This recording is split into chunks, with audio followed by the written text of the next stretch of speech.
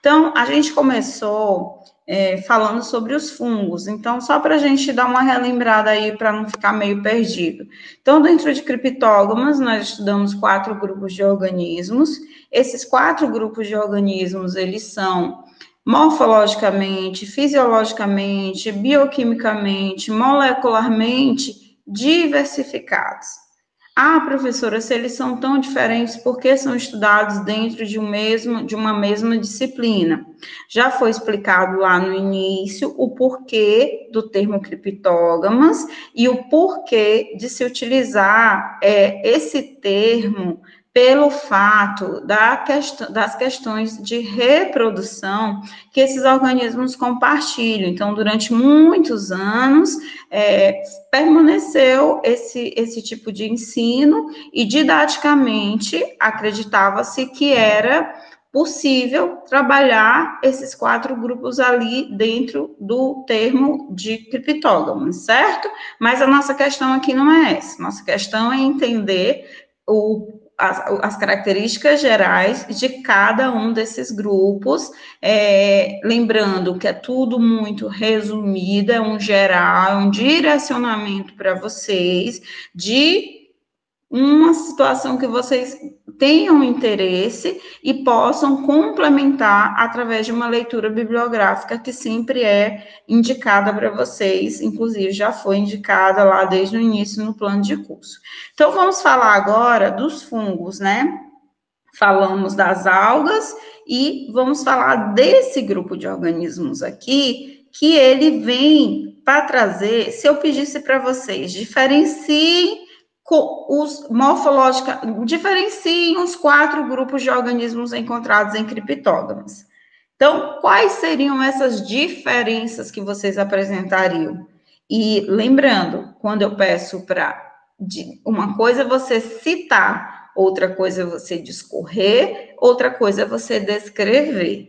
Tá? Tomem cuidado com essas questões quando é solicitado em alguma atividade para vocês. Citar é o que eu vou falar, é o que eu estou aqui citando, mas eu vou discorrer e descrever e contar uma história baseado nessas citações. Então, dentro de fungos, as primeiras características que aparecem que os diferenciam dos demais, porque nós temos dentro das algas apenas as cianobactérias como eucariontes. Então, beleza.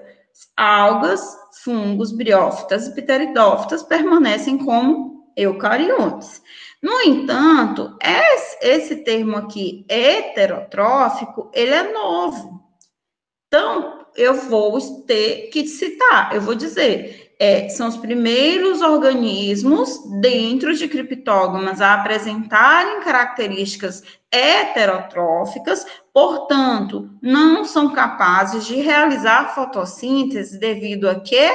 Ausência de clorofila. Então, pelo esse fato da ausência da clorofila e deles não poderem produzir o seu próprio, a gente usa muito esse termo vulgar, seu próprio alimento, mas na verdade é produzir a sua própria fonte de energia, né? Então, essa heterotrofia, ela vem baseada em uma nutrição que exige uma absorção ou ingestão. A ingestão ela é mais específica, ela vai envolver fagocitose, mas a questão de absorção nos fungos, a gente tem que pensar que, a partir de um esporo, esse esporo começa a sofrer divisões, ele está germinando, ele começa a sofrer divisões mitóticas, portanto, novas células vão surgindo e ele está crescendo. Na ponta dessa estrutura, que a gente ainda vai aprender o nome já, que se chama hifa, ele vai produzir o quê? Enzimas. E são essas enzimas que são degradadoras, decompositoras, capazes de quebrar moléculas maiores em moléculas menores, certo? Por isso que os fungos, junto com as bactérias, são os únicos organismos decompositores na natureza, desempenhando seu importante papel no processo de decomposição e disponibilização de nutrientes para o ciclo da cadeia alimentar, certo? Então, essa nutrição já é diferenciada. Eles passam a apresentar na parede celular uma pequena quantidade de celulose, só que aqui o principal componente é a quitina. Uma outra característica que alga não apresenta, briófita não apresenta, pteridófita não apresenta. Então, quando eu for discorrer, descrever sobre essas diferenciações, eu preciso explicar que na parede celular desses organismos passou a surgir uma nova substância denominada quitina, que tem um papel fundamental na sobrevivência e no desenvolvimento desses organismos na natureza. Outra característica é a substância de reserva. Por quê? O glicogênio, ele aparece aqui como uma nova substância. O que é a substância de reserva? Esses organismos, eles possuem, a gente está falando de um processo nutricional. Então, todo ser vivo se nutre, utiliza algum tipo de alimentação, e essa alimentação ela é armazenada de alguma forma. Nos vegetais, ela é armazenada na forma de amido, por exemplo. Já nos animais, é outra questão. Agora, nos fungos, surge o glicogênio. Agora, a gente tem que pensar, gente, nós estamos comparando, não vamos fazer comparação com os animais. O intuito aqui é comparar entre os organismos de criptógamas, tá bom? Então, surge o glicogênio. Assim como eu falei para vocês, dentro desses grupos de algas, fungos, briófitas e pteridófitas, nós temos várias divisões. Vocês vão encontrar na taxonomia ou divisão, ou filo, tá? Esses termos eles são corretos, dependendo do grupo, alguns autores preferem tratá-los desta forma, tá? Mas em fungos a gente prefere não, a ciência trata mesmo como filo. Olha a quantidade de organismos que eu tenho. Caso essa disciplina fosse uma disciplina só de micologia ou só de criptógamas, eu apresentaria para vocês uma aula com todas as características de todos esses grupos. Só que aqui a gente só menciona para vocês a existência desses grupos e, caso tenham interesse, a literatura dispõe dessas informações complementares. Então, nós temos os chamados mixomicetos dentro de mixomicota, dixteriomicota, plasmodiophoramicota, que estão no reino protista ou protozoa proparte. Os zoospóricos, hoje considerados como organismos zoospóricos heterotróficos. Por quê? Porque nós temos os organismos zoospóricos autotróficos. Por que zoospóricos, professora? Porque zoospóricos vêm do esporo. O esporo desses organismos possui flagelos, porque eles são aquáticos. Daí o termo zoospórico. Então, foi necessário utilizar essa palavra heterotrófico e autotrófico, porque junto com eles nós temos também as algas, que nós falamos na aula de algas, que elas possuem os esporos heterocontes, por exemplo. Já em fungos, não. Fungos nós temos, além dos heterocontes, nós temos os flagelos lisos, inclusive, eles podem, em número, pode ser de 1 até 8, já foi contabilizado. Então, nós temos o filo Oomicota, que está dentro do reino Straminípila, aquele sétimo reino que a gente aprendeu lá no início, na parte 1, que é o reino que eu disse que às vezes vocês achavam que não existia, tá? E o correto já tá aqui, ó, Strami e não Stramenópila, como quem não lembra, volta na aula anterior, onde eu fiz essa explicação. Temos Chytridiomicota, Blastocladiomicota, Neucalimastigomicota, dentro do reino fungi. Todos eles são zoospóricos, todos eles são aquáticos. E temos os chamados fungos verdadeiros, que a literatura ainda trata esse termo, verdadeiro e inferior, mas que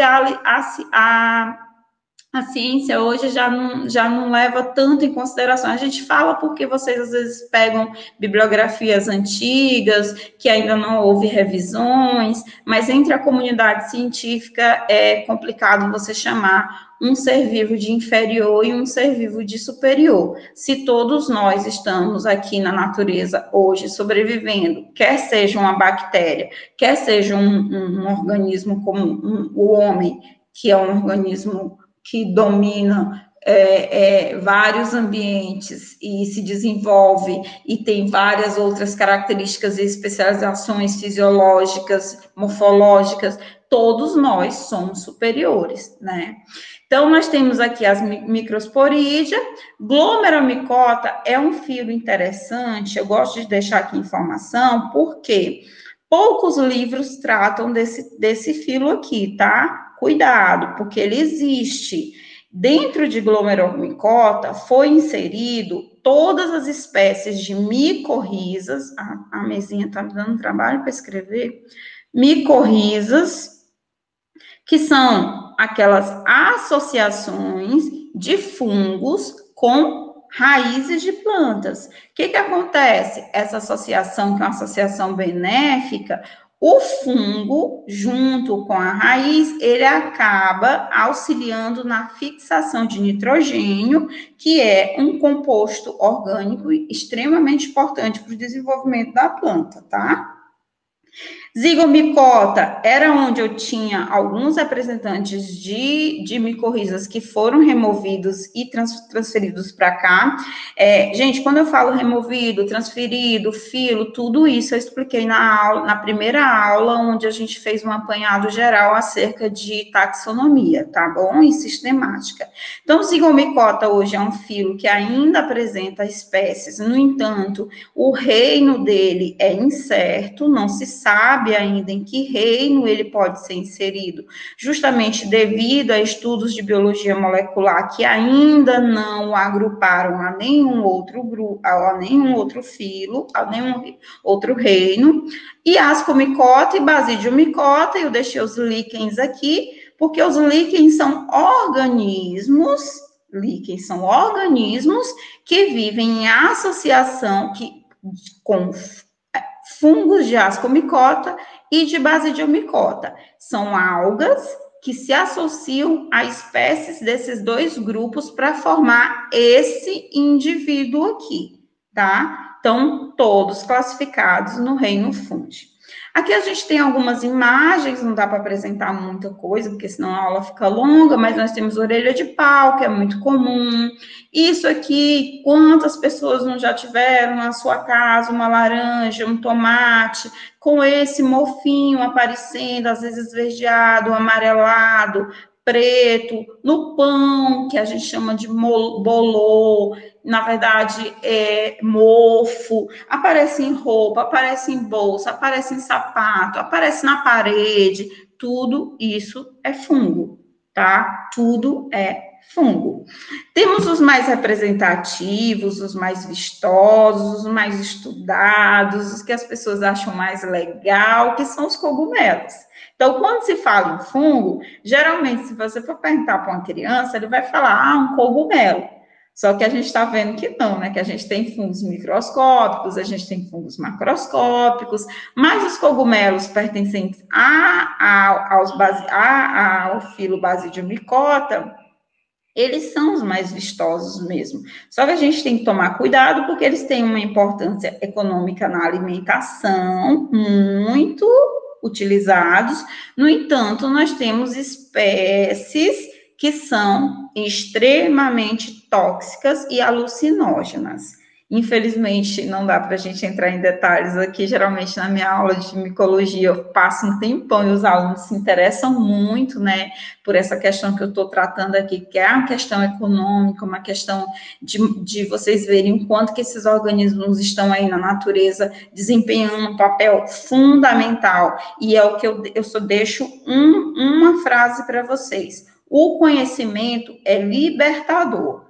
O conhecimento, ele te traz ideias do que existe na natureza, o que é bom, o que é ruim. Mas, muitas vezes, até o que é ruim, que é tóxico, ele é capaz de produzir uma substância, aquela história, o veneno é que mata é a dose, né? Então, às vezes, às vezes não, existem espécies de fungos tóxicos que são, sim, utilizados na indústria farmacêutica, no entanto, são manipulados, baseados em protocolos, para que alguns medicamentos possam ser fabricados, tá? Mas aí a gente entraria em uma outra discussão. Deixa eu passar aqui para o próximo, que não está passando. Acho que deu uma travadinha aqui. Aí, a gente entra aqui dentro da morfologia. Por que eu quero falar de morfologia? Para vocês iniciarem entendendo que um fungo, ele pode ser microscópico, mas ele pode, e macroscópico, igual às algas. Eu posso vê-los a olho nu, mas às vezes eu preciso de um equipamento para poder detectar essas estruturas em maiores detalhes. Então, nós temos desde fungos unicelulares, que são as leveduras, que estão lá no filo ascomicota, tá? Essas aqui são muito importantes, porque são usadas na fermentação. Então, na fermentação, desde fermentação de queijos, que é o tofu de queijos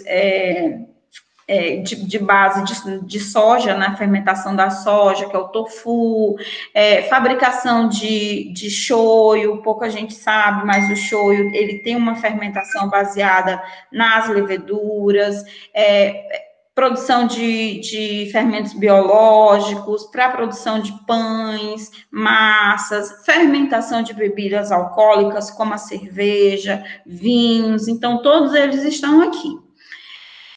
Ainda entendendo que, a partir de um esporo, vai haver o crescimento, a divisão mitótica e o aumento do tamanho desse fungo, né? Digamos que novas células estão ocorrendo. Os primeiros filamentos que surgem, a gente chama de hifa. É um fiozinho, ó. Essa imagem mostra aqui vários fiozinhos para vocês verem. Então, é no ápice desses fiozinhos aqui onde ocorre a produção das enzimas, porque ali ela entra em contato com o alimento, degrada esse alimento, ou seja, apodrece esse alimento, decompõe e, por absorção, puxa ali os nutrientes que ela precisa, tá bom? O fungo só está fazendo o papel dele. Quando eu tenho um conjunto de hifas, aí eu já chamo de micélio. Quando eu olho para essa imagem aqui, que chega a dar dó, quando você compra, eu já desisti de comprar morango. Sempre os últimos da bandejinha estão contaminados. Sempre. E quando você encontra esse material contaminado, que a gente chama contaminado porque o fungo está lá, não adianta lavar, não adianta colocar na água sanitária, não adianta, você vai correr um risco muito grande. Ah, professora, mas eu comi, eu só senti uma dor de barriga, uma diarreia. Beleza, que bom que tua imunidade estava ótima, né? Mas se tu tiver com a imunidade muito baixa, e ó, diarreia causa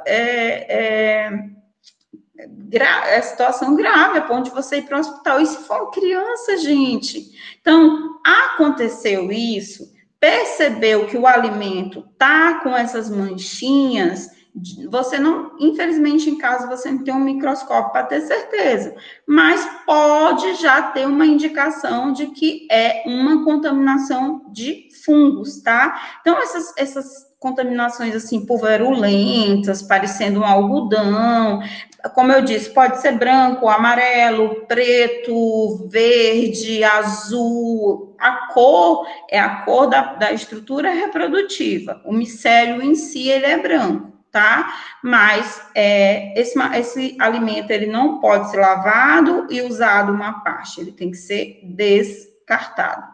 Aqui é para a gente ver que na base de um cogumelo eu também encontro os micélios, que são essas basezinhas que a gente acha ele preso ao substrato, tá? Mas mesmo ele sendo um cogumelo compactado, ele é formado por um conjunto de hifas bem concretas, assim. Então, às vezes não, no laboratório, quando a gente faz as práticas, a gente faz os cortes, leva para o microscópio e acaba vendo que um cogumelo que você pega na mão ali a estrutura, ele é formado por vários filamentos que estão extremamente unidos. Quando eu falo em estrutura somática, eu ainda não estou falando de reprodução. Então, quando eu falo hifa, micélio, eu estou falando de um fungo que ainda não está em fase de reprodução. Ele só está em fase de crescimento. Então, esses filamentos que vão começar a surgir, essas imagens aqui é só para vocês terem uma ideia do nível de crescimento que esses fios que a gente pensa que é um fiozinho, né? Mas são tubulações cheias de núcleos, e dependendo da espécie, essas tubulações são separadas ou não por septos, tá? Isso aqui é o fungo crescendo. E à medida que ele cresce, ele começa a se reproduzir. Nessa foto aqui do morango, ó, você pode pensar bem que, ó, tá tão bonitinho, professora, dá para dar uma lavadinha e comer. Gente, por favor, pelo amor de Deus. Isso aqui é formado por esporos. A sequência dessa aula aqui mostra para vocês que um esporângio, que é isso aqui, ó, essa imagem é uma imagem mais aproximada, essa cabecinha aqui, ó, é um esporângio. Dentro dele são formados bilhões de esporos, e cada esporo é capaz de formar um novo fungo. Por isso que quando você pega um fruto e ele está contaminado, ele acaba contaminando tudo. Então, é aquele cuidado que a gente tem que ter. Trouxe um alimento da rua, eu preciso higienizar. Porque se eu coloco ele direto na minha geladeira, e a minha geladeira já não está higienizada, e aí eu só vou acumulando bactéria, eu vou acumulando espécies diferentes de fungo. Eu sempre falo, geladeira de casa é um espetáculo para micologista. A pessoa que quer estudar fungos, pega a geladeira de alguém que não faz a higienização correta, que traz esses alimentos direto da rua e não cuida disso, até a escolha do legume, da fruta, tem que ser com muito cuidado. Tá? Ó, percebam que aqueles fiozinhos brancos, aqui a gente já tá começando a ver ele meio preto, esverdeado, ó. Então, aqui já tá começando a se reproduzir. Se reproduzir como? Produzindo essas estruturas que nós chamamos de estruturas reprodutivas assexuadas, que são os esporângios, que vocês vão ver daqui a pouco nas aulas seguintes, né? Que esse aqui é a parte da aula que realmente houve problema e está sendo regravada para que vocês não fiquem prejudicados no entendimento. E para finalizar, porque a próxima parte já está ok, eu queria falar também de diferenciação de hifa, para que vocês entendam que as hifas, elas não são todas iguais, não é uma tubulaçãozinha normal, onde está cheio de núcleo, que produz enzima, que degrada o alimento, não. Essas hifas, elas podem modificar a sua morfologia dependendo da espécie. E essas modificações, elas são primordiais para a classificação de cada grupo. Eu não mostrei lá no início que eu tenho vários filos. Então, para cada filo, eu vou ter uma característica típica. E daí é importante você conhecer desde a morfologia da parte somática, antes da reprodução, até a parte reprodutiva. Então, que tipos a gente pode apresentar aqui?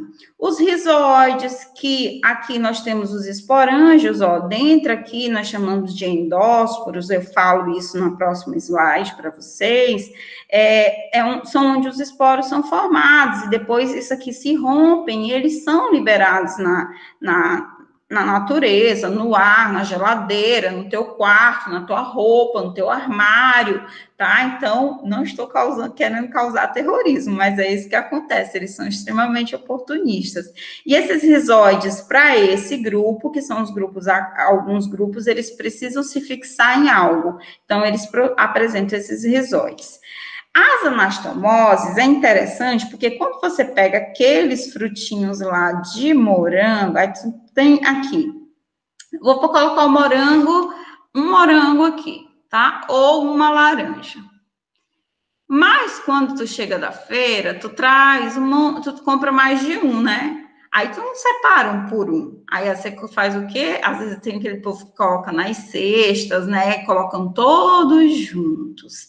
Aí os moranguinhos também. Até tem gente que nem da bandejinha não tira. Pelo amor de Deus, gente, tirem das bandejinhas. E aí fica aqui. Esse aqui tá com esporo, esse aqui tá contaminado, esse aqui tá cheio de filamento, cheio de hifa. Esse aqui também tá.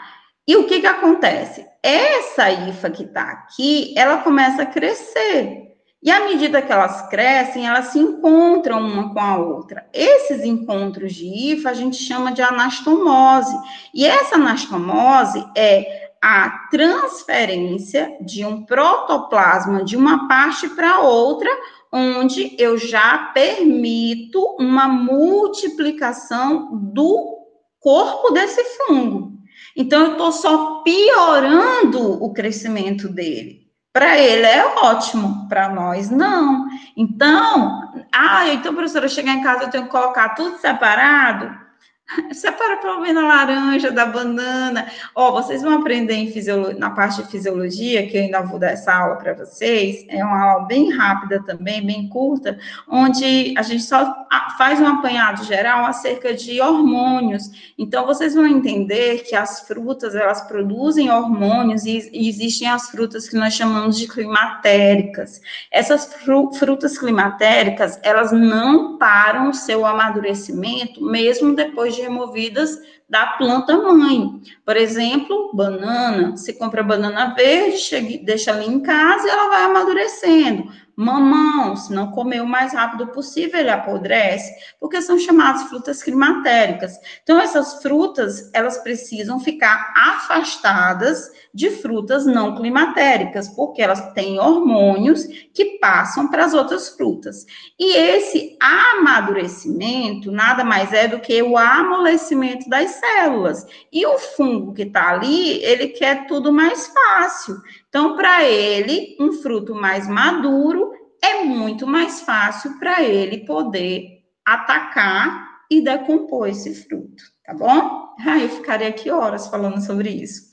Grampos de conexão também é uma característica de diferenciação. Então, vocês veem, a hifa aqui ela já tem um septo, é típico de basidiomicota, mas para que haja o crescimento, tem que haver a formação dessas ansas, que a gente chama, ou grampos, tá?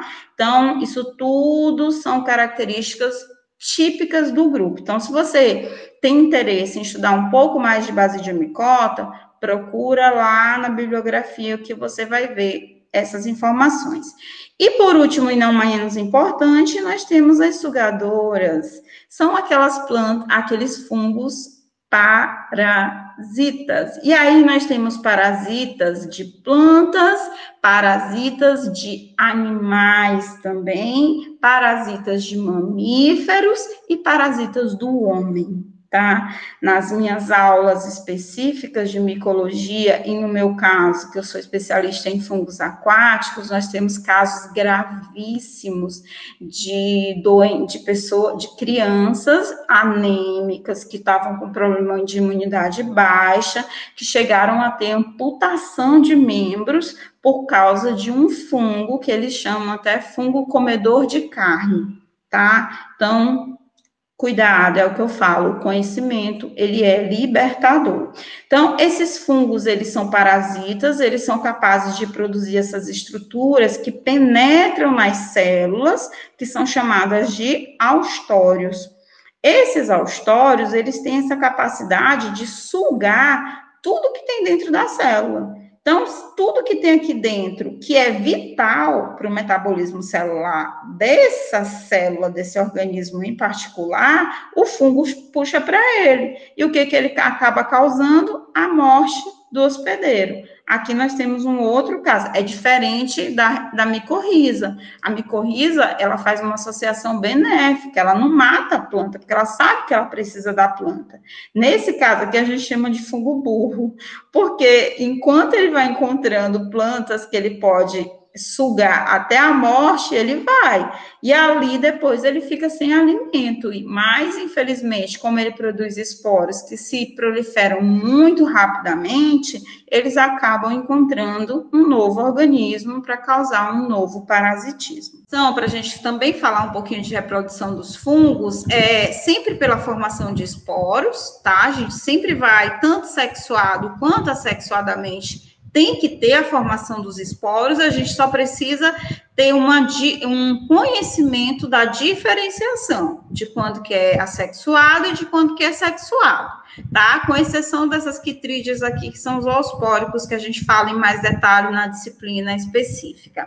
Quando assexuado, esses esporos, eles são produzidos em estruturas chamadas de esporângios, tá? Ou em células especializadas, chamadas de células conidiogênicas. Então, os esporos são formados em esporângios ou em células conidiogênicas.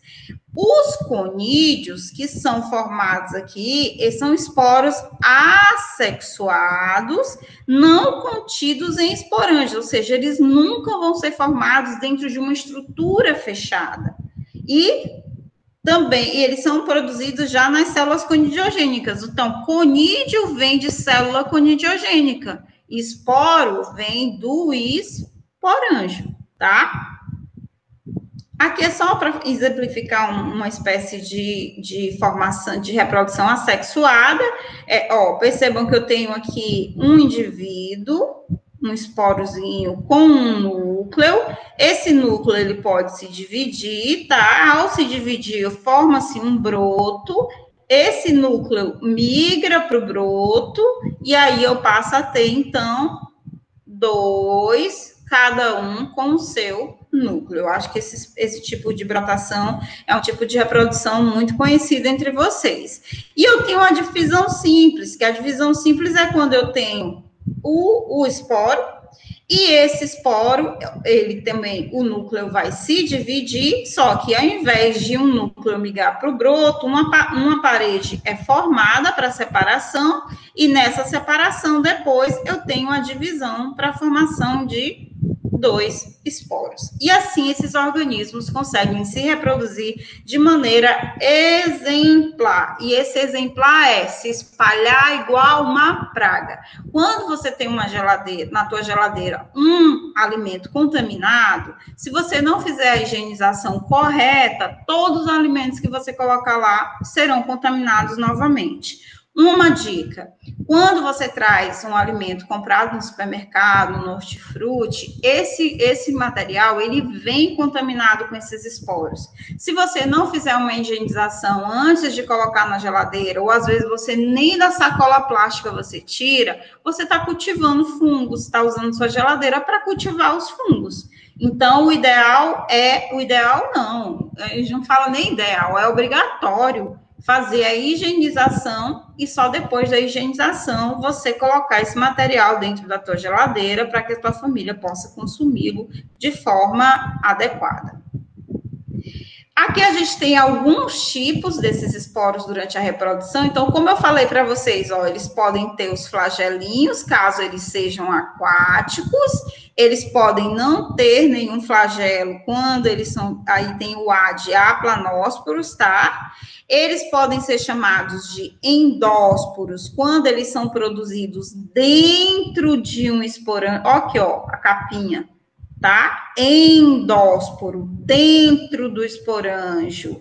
Ele pode ser exósporo, quando ele é exo quer dizer fora. Olha aqui, não tenho a capinha fechando. Os esporos estão aqui, formados, todos abertinhos. Então, esses aqui são chamados conídeos. Essa basezinha aqui é a célula conidiogênica que eu falei aqui para vocês, Célula conidiogênica que vai formar aí os conídeos, tá bom? Então, conídeos são sempre exósporos e esporos são dentro de esporângios são sempre endósporos. Aqui é para a gente falar um pouco sobre a reprodução sexuada, como é que ela ocorre. Ali eu estava falando da reprodução assexuada, né? Então, na reprodução assexuada, a gente pode separar aqui, ó, tá? Tudo começa com o micélio, por isso que eu falei lá para vocês. Micélio é o quê? É um conjunto de hifas. São aqueles filamentozinhos que formam aquele algodãozinho, tá? Então, esses filamentozinhos é o micélio. Isso aqui é o fungo.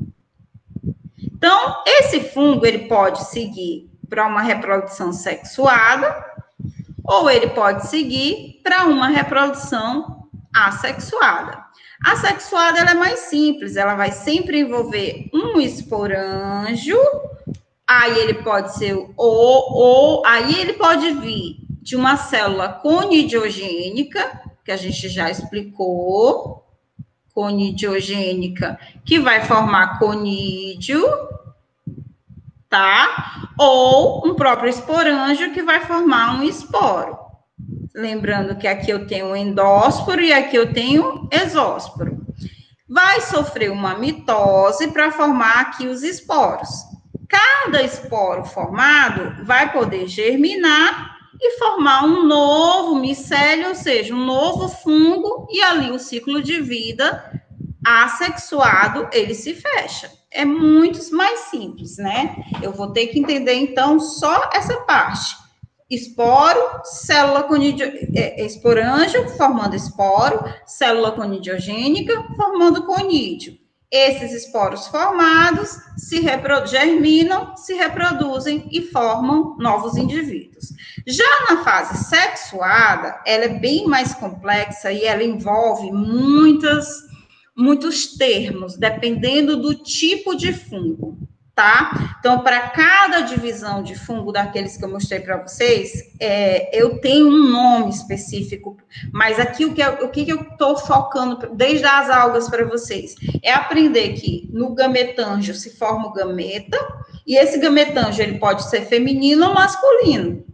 Nesse caso dos fungos, se eles forem aquáticos, eles precisam da água para finalizar o ciclo de vida. Se eles não precisam de água, que alguns não precisam, essa complementação do ciclo ela ocorre pelo ar, tá bom? Então, o que eu tenho? Eu posso ter plasmogamia, que é a fusão dos citoplasmas. Aí eu venho a fase heterocariótica, N mais N. Depois vem a cariogamia, que nós já falamos, fusão dos núcleos e formação aqui do núcleo diploide, porque eu tive N mais N. Essa formação do núcleo diploide, esse núcleo aqui, depois de formado, ele germina e ele vai formar uma estrutura chamada de esporângio. Isso na fase sexuada, não tem nada a ver com a assexuada. Esse esporângio sofre meiose e produz os seus esporos. Esses esporos germinam e formam um novo micélio. Essa é a fase sexuada. Então, obrigatoriamente na fase sexuada tem que haver fusão de núcleo, coisa que não acontece na fase assexuada. Se eu pedir para vocês, diferencie a reprodução, de forma geral, a reprodução sexuada da reprodução assexuada nos fungos. Na verdade, é essa a questão, tá? Então, tem que ter fusão de núcleos na fase sexuada. Tem que haver troca de material plasmático. Olha aqui, ó, plasmogamia, fusão dos citoplasmas. E depois haver fecundação, ou seja, cariogamia, os dois núcleos se unirem. Senão, não vou ter o organismo 2N. Já na assexuada, isso não vai acontecer.